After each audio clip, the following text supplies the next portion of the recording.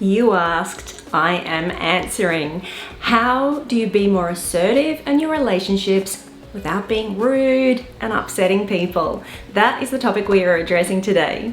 I'm Dunn. I'm a clinical and coaching psychologist and mindfulness meditation teacher. I am host of the Crappy to Happy podcast and author of the Crappy to Happy books. Thank you for being here. I would love it if you would give this video a like, subscribe, and leave a comment if this is something that you struggle with and if you find this video helpful. And make sure you hit that bell to be notified when I post a new video, which is every single Tuesday.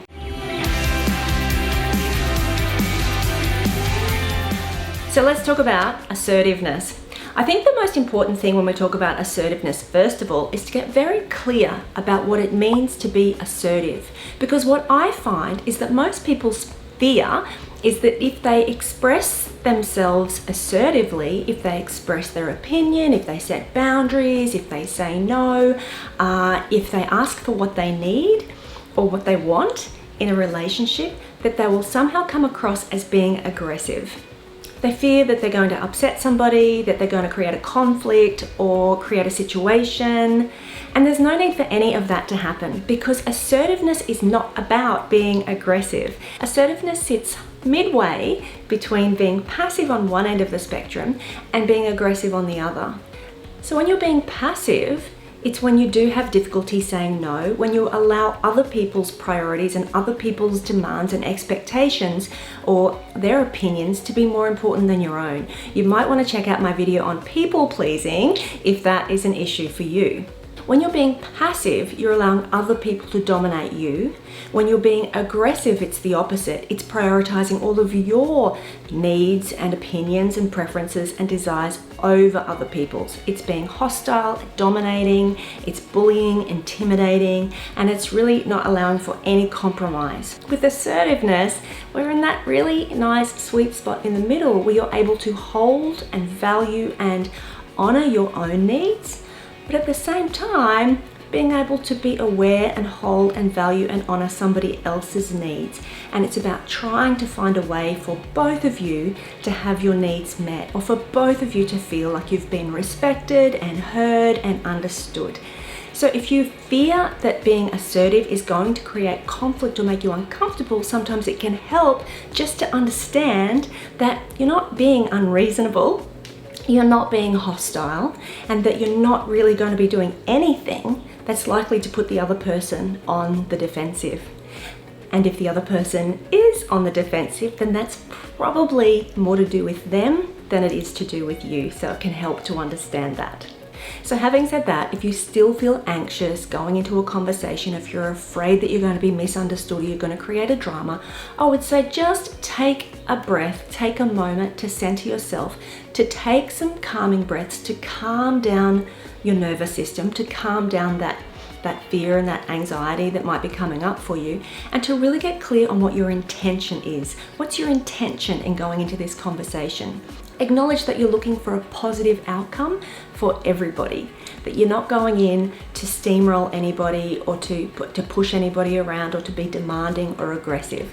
You're really looking for this to be a win-win, and you want to be on the same side as the other person, not going into a situation where you feel like you are going into opposition, that you're going into conflict with another person. Because if you have that intention, if you have that idea in your mind, it will generate that whole fight or flight response, which is your body's natural way of responding when it feels like it's going into a threatening or a hostile situation. So if you can, from your perspective, be very clear that you're going in for to cooperate with somebody, to collaborate, to communicate in a way that's going to be friendly and conciliatory, and it's going to be in everybody's best interests, then that can help you to just calm down some of that anxious response. The second thing I would say is that it can help to plan ahead and to even have a bit of a template or a script to follow if this feels uncomfortable for you. So the key things that you want to be touching on when you want communicating assertively, first of all, validating the other person. That's going to kind of disarm them if they're feeling like there might be some conflict as well. So acknowledging, honoring where they're at, what they're experiencing, then being very clear about how that is affecting you or what your needs are. So I understand, I appreciate this is where you're at. I understand that you want me to do this thing. I get that. I feel that. This is where I'm at. So you start off by acknowledging the other person, but then you immediately go in with what it means to you or how that is affecting you. I understand that things come up at the last minute, I get that, but when you fail to give me enough notice, well, this is how that affects me. Therefore, could you? So therefore, we're going into asking them for a specific result. You don't want to be too vague when it comes to communicating what your expectation is in this situation. If you say to somebody, I would really like you to be more supportive, I would really like you to acknowledge me more. Well, what does that actually mean? What does that look like?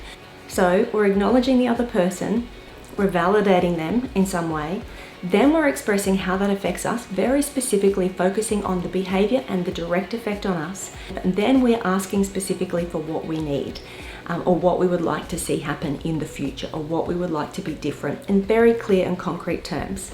So to help you out with that, I've actually created a little assertiveness script template. It's down below. You can download it completely free of charge to help you to formulate some of these assertive statements, to help you to frame where you're at, to identify what it is that you're thinking, what it is that's bothering you, what you want to change, and you can have that really laid out clearly and clear in your mind before you even go into this conversation. You might want to then practice it with somebody. You might practice it in the mirror, or you might have a friend that you want to bounce it off or role play it with. Or you may just want to use it to get clear in your own mind so that you feel more confident going into a situation and that you know that you're communicating in a way that's not going to be aggressive or hostile to the other person. The final point that I would make is that communication is two-way. So you also have to have an expectation that when you express what your needs are, or you express your opinion, that somebody else is going to have an opinion about that. So that's okay. It's also about being prepared to be open and actively listen. Remember, with the intention of reaching a solution that's in everybody's best interests. So it's not about just going in and saying what you need and having the person just automatically agree. I mean, that might happen and that would be great, but what you really want to be able to also do is to be willing and to be flexible, to be open to what it is that they may come back with, how they might counter your suggestion or your opinion. You might learn something new that you hadn't learned about that person before or about that situation. You might learn something or be able to see something from their perspective that you hadn't considered before. You can't come to that compromise or that solution until you're prepared to have the conversation. And as long as you're not having the conversation, then it's likely that you're feeling resentful, frustrated, you're burying your needs, you're swallowing what you really want to say, and then that really ultimately undermines the relationship. So consider what's important, consider how much you value the relationship, really work on valuing your own needs and your own worth, and recognizing that what's important to you is just as valid as what's important to somebody else.